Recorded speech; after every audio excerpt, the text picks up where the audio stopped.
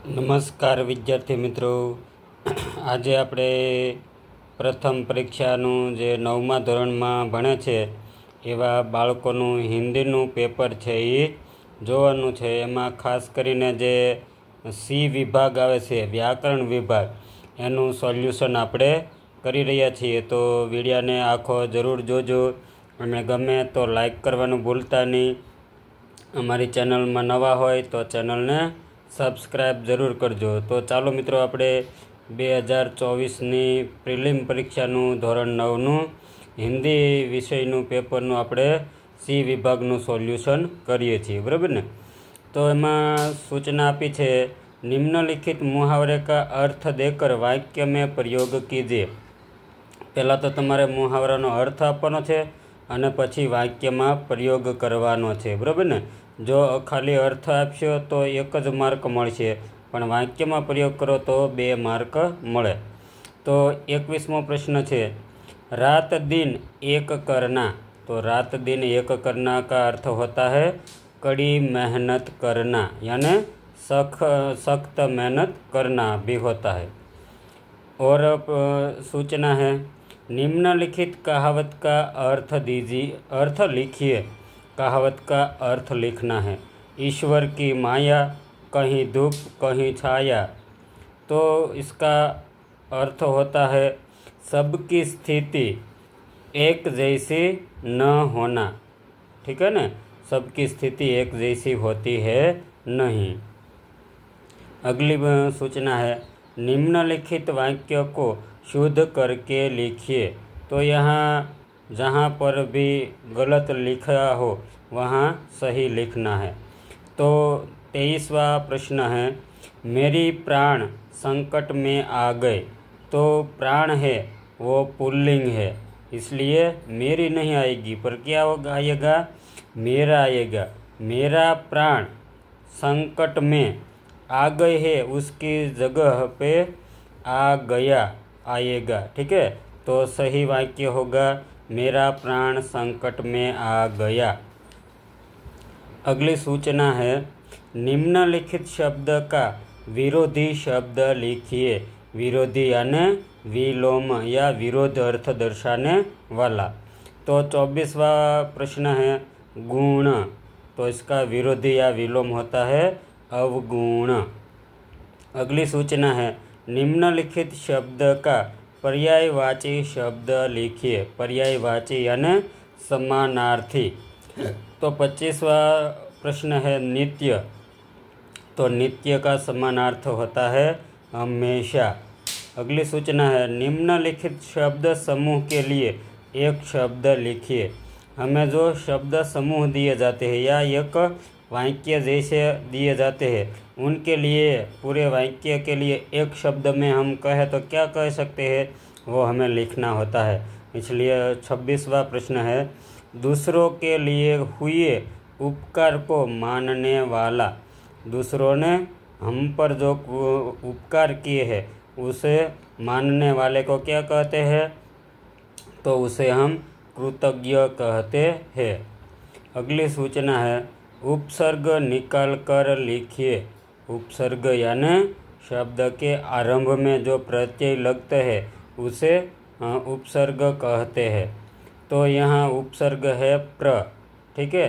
यहाँ मैंने दोनों उपसर्ग और शब्द लिखा है, पर आपको है प्र निकाल कर यत्न लिखना होगा।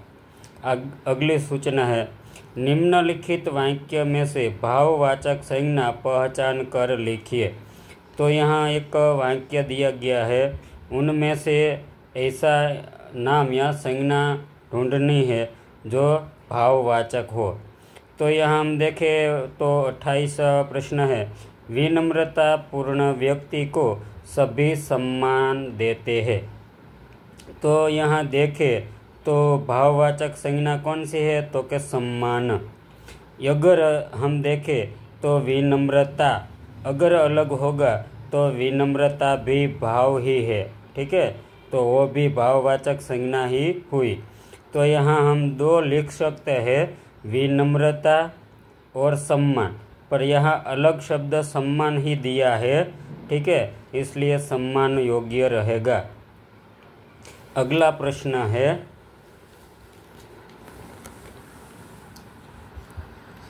निम्नलिखित वाक्य में से कर्तृवाचक संज्ञा पहचान कर लिखिए। कर्तृवाचक संज्ञा आपको वाक्य में से पहचानने के लिए खास इस बात का ध्यान रखना पड़ता है कि कर्तृवाचक संज्ञा यानी जो कोई कार्य करता है, करने वाला है, उसका नाम लिखना अथवा तो वह शब्द लिखना पड़ता है। तो यहाँ 29वां प्रश्न है, न्याय मंत्री उसके निर्णायक थे। तो यहाँ निर्णय करने वाले जो है वह निर्णायक कहे जाते हैं, इसलिए निर्णायक है वह कर्तृवाचक संज्ञा हुई। अगली सूचना है, निम्नलिखित वाक्य में से विशेषण पहचान कर लिखिए। विशेषण यानी संज्ञा या सर्वनाम की विशेषता दर्शाने वाले शब्द। तो 30वां प्रश्न है, परियोदा का दल बीमार लोगों की सेवा करता है।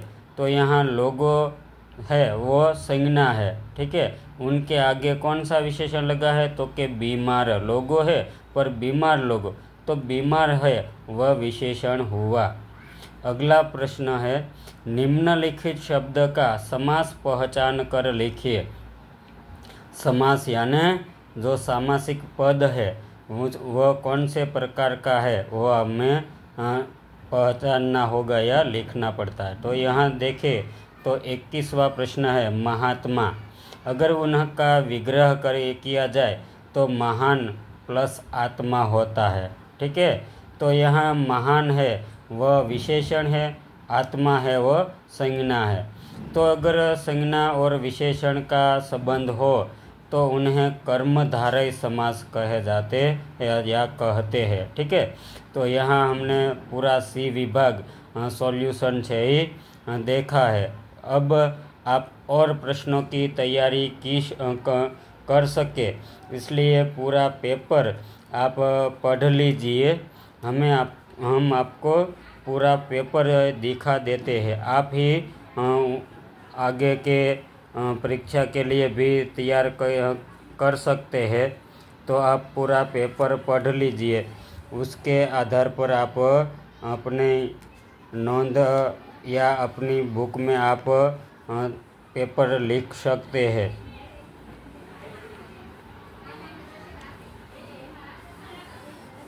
तो यह हुआ डी विभाग। अब हम आपको ए विभाग भी दिखा दे ताकि आप ठीक से अगली एग्ज़ाम के लिए तैयारी कर सके। तो विभाग ए पद्य विभाग है, उनके प्रश्न हैं, आप पढ़ लीजिए।